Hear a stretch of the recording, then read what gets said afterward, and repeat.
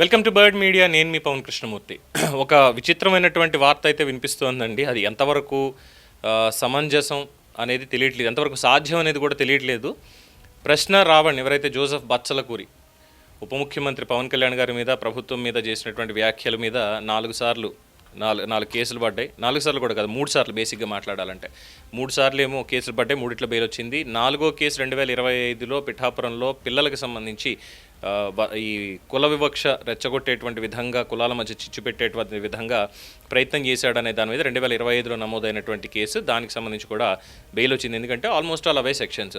But 5వ case దగ్గరకు వచ్చేసరికి ఉపా కేసు పెట్టారంటే ఈ ఉగ్రవాద కార్యకలాపాల నిరోధక చట్టం, వీటికి సంబంధించి కేసు పెట్టారు. దాంట్లో నెల్లూరు జైల్లో రిమాండ్లో 14 రోజులు ఇవ్వడం జరిగింది. అలాగే కస్టడీకి ఇవ్వాలి అని చెప్పి కూడా పోలీసులు కేసు వేసున్నారు. కస్టడీ గురించి వాదనలు ఇవన్నీ కూడా జరుగుతున్నాయి. ప్రభుత్వం తరఫున ఉన్నటువంటి న్యాయవాది అటెండ్ అవ్వకపోవడంతో పొన్నవోలు సుధాకర్ రెడ్డి కూడా వాదనలు వినిపించకుండా వెనక్కి వెళ్ళిపోవాల్సి వచ్చింది. మళ్ళీ ఎప్పుడు డేట్ వస్తుందనేది ఇంకా తెలియనటువంటి ఒక అంశం. అయితే దీనికి సంబంధించి మాత్రం వస్తున్న వార్తలు చూస్తూ ఉంటే ప్రశ్న రావణ్, అదే ఈ బచ్చలకూరి జోసెఫ్ని నేషనల్ ఇన్వెస్టిగేషన్ ఏజెన్సీ వాళ్ళు తీహార్ జైలుకి తరలించబోతున్నారు. ఈ కేసుని వాళ్ళు టేకప్ చేయబోతున్నారు అనేటువంటి వార్తని సోషల్ మీడియాలో కావచ్చు, మీడియాలో కావచ్చు, దీనికి సంబంధించి ఎక్కువగా చెప్తున్నారు. అయితే తీహార్ జైలుకి తను వెళ్ళడానికి ఉన్నటువంటి అవకాశాలు, సాధ్యాసాధ్యాలు ఏమిటి? Unwanted unlawful activities prevention act, దీనికి సంబంధించి పెట్టారు కదా.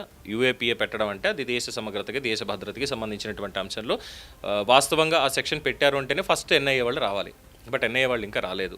శోధన అనేది జరుగుతోంది, ఇన్వెస్టిగేషన్స్ చేస్తున్నారు ఆంధ్రప్రదేశ్ పోలీసులే. ఇప్పుడు వాళ్ళకి సంబంధించి వాళ్ళ చేతుల్లోనే కేసు మొత్తం కూడా ఉంది అనేది తెలుసు. అయితే ఒక వీడియో తను ఏదైతే చేశాడో, హిడ్ మార్క్ సంబంధించినటువంటి వీడియో ఏదైతే చేశాడో దానికి సంబంధించి సమాజంలో కూడా భిన్నమైనటువంటి అభిప్రాయాలు వస్తున్నాయి. చాలామంది, ఇంక్లూడింగ్ ఏబి వెంకటేశ్వరరావు గారు లాంటి సీనియర్ ఐపీఎస్ ఆఫీసర్ రిటైర్డ్, ఆయన కూడా ఈ యూఏపీఏ చట్టడం అనేది రావణ్ మీద పెట్టడం అంటే అది చాలా తప్పది. మిగతా కేసులు ఏమైనా పెట్టచ్చు, కానీ ఇది పెట్టకూడదు. యూఏపీఏ అనేది ఇక్కడ చట్ట విరుద్ధంగా వెళుతోంది అనేటువంటి అభిప్రాయాన్ని ఆయన వ్యక్తం చేస్తే, లేదు, ఆ మాట్లాడినటువంటి మాటలకి యుద్ధం రూపు మారుతుంది తప్ప ఇంకొకటి కాదు, సంస్కరణకి దీనికి తేడా అనేది ఉంది అంటూ ఇంకొంతమంది ఆయన మాటలతోటి విభేదిస్తూ వస్తున్నారు. మరి ఈ నేపథ్యంలో ఆల్రెడీ ఆ ఫోన్లో ఉన్నటువంటి డేటా కానీ, డిలీటెడ్ డేటా కానీ, అతను ఆఫీస్లో కలెక్ట్ చేసుకున్నటువంటి డేటా, ఇవన్నీ కూడా ఫోరెన్సిక్ ల్యాబ్లో పరీక్ష చేయడం, దాని నుంచి ఎక్స్ట్రాక్ట్ చేయడం, అన్నీ చేసిన వాళ్ళకి ఇంకా అనేక విషయాలు తెలిసాయి. ఇది మరి పోలీసులు బయటికి ఇప్పటిదాకా చెప్పలేదు, ఎవరు కూడా పోలీసులు ఇప్పటిదాకా ఎవరు బయటికి చెప్పాల. కేవలం జోసెఫ్కి సంబంధించి వ్యక్తిగత జీవితం, వ్యక్తిగతమైనటువంటి వివరాలు ఇవన్నీ ఏవైతే ఉన్నాయో అవి బయటకు వచ్చాయి తప్ప ఉగ్రవాదులతోటి, లేదంటే ఉగ్రవాద కార్యకలాపాలు, లేదంటే మావోయిస్ట్ పార్టీ ఆఫ్ ఇండియా ఏదైతే బ్యాన్ చేస్తున్నారో దానికి సంబంధించినటువంటి వాళ్ళతోటి ఇతనికి సంబంధ బాంధవ్యాలు ఉన్నాయి, లేదంటే యువతను చెడగొట్టే విధంగా ఇలా చేస్తున్నాడు, మేబీ ఆ పర్టికులర్ వీడియో అంశానికి సంబంధించి మాత్రమే మనం ఒక అంచనాకు వస్తాం. బట్ మిగతావన్నీ పోలీసులు ఇప్పటికీ బయట పెట్టలేదు. ఒకవేళ నిజంగానే వాళ్ళ దగ్గర ఉంటే ఇక్కడ రెండు రకాలుగా తీసుకోవాలి. ఒకటి, నిజంగానే మాజీ నక్సలైట్లు ఎవరైతే సానుభూతి పరులు ఇంకా లోపల ఉన్నారో వాళ్ళకి సంబంధించి, లేదు ఈ ఆయుధాన్ని మార్చుకోవాలి, ఇన్నాళ్ళు తుపాకీ పట్టడం తుపాకీ కాదు, ఇప్పుడు మన విప్లవ రచనలతోటి కనుక ఇవన్నీ చేయాలి అంటే విప్లవ రచనలు సైతం నిషేధితమే భారతదేశంలో, అదందరికీ తెలిసిందే.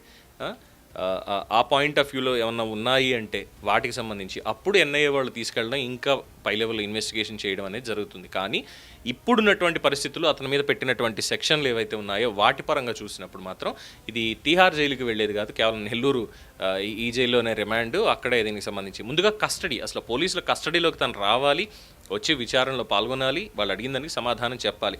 గత ఈ 4 కేసులు ఏవైతే ఉన్నాయో, పిఠాపురంలో కేసు కావచ్చు, సర్పవరం కావచ్చు, మచిలీపట్నం కావచ్చు, అనకాపల్లి కావచ్చు, ఈ 4 కేసుల్లో కూడా అతను ఎక్కడా మాకు సహకరించలేదు అన్నదే పోలీసులు కూడా చెప్పారు. ఈవెన్ సహకరించకపోయినా ఆ విచారణకు సంబంధించి బెయిల్ అయితే వచ్చింది యాజ్ పర్ ద సెక్షన్స్. ఎందుకంటే 7 ఏళ్ల లోపే శిక్ష పడేటువంటి అవకాశం ఉన్న సెక్షన్లు పెట్టారు కాబట్టి, ఐటీ యాక్ట్ కానీ ఇంకోటి కానీ వాటికి సంబంధించి పెట్టడం అనేది జరిగింది, దాని బెయిల్ వచ్చింది. ఈ ఉపాలో మాత్రం ఇన్వెస్టిగేషన్ అనేది ఇంకా కొనసాగుతుంది. ఎక్కడెక్కడ మూలాలు ఇవన్నీ తీస్తారు. మేబీ మినిమం 90 రోజులు పట్టవచ్చు బెయిల్ రావాలన్నా, ఇంకోటన్నా.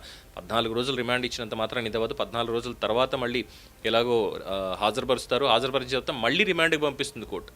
ఆర్ లేదు ఇందులో మాకున్నటువంటివి ఆధారాలు ఇవి, మేము ఇంకా ఇన్వెస్టిగేషన్ చేస్తున్నాము, మాకు ఇంకా ఫర్దర్ టైం కావాలి అని పోలీసులు అడిగితే డెఫినెట్గా 90 days వరకు వెళ్తుంది. 90 days నుంచి మ్యాక్సిమం టు మ్యాక్సిమం 180 రోజులు, అంటే 6 నెలల సమయం ఛార్జ్ షీట్ కంప్లీట్గా వేయడానికి. అప్పుడు తనకి రెగ్యులర్ బెయిల్ అనో ఇంకోటనో వచ్చేటువంటి అవకాశం ఉంది తప్ప ఇంకోటి కానే కాదు.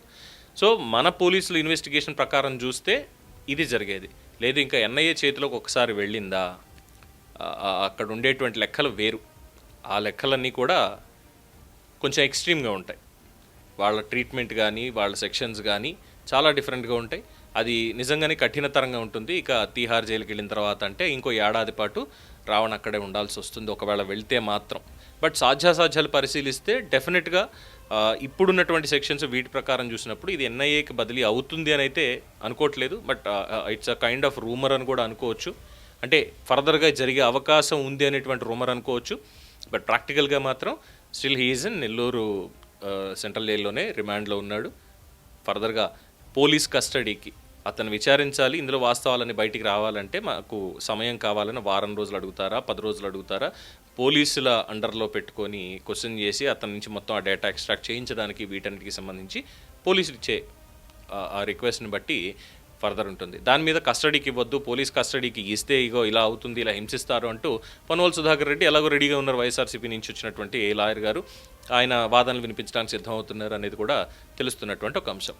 సో తీహార్ అనేటువంటిది వీడికి వర్తిస్తుందా లేదా అంటే 50-50 ఛాన్సెస్. అది కూడా పోలీసులు నిజంగానే బయటపెట్టి ఆ ఆధారాలు ఉన్నాయని వాళ్ళకి ఇవ్వాలనిపిస్తే అక్కడికి ఇచ్చేటువంటి అవకాశం ఉంటుంది.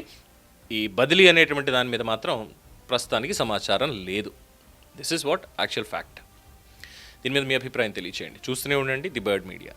ఈ వీడియో మీకు నచ్చినట్లయితే లైక్ చేయండి, షేర్ చేయండి, సబ్స్క్రైబ్ చేయండి. మరిన్ని అప్డేట్ల కోసం మా వాట్సాప్ ఛానల్ను ఫాలో చేయండి.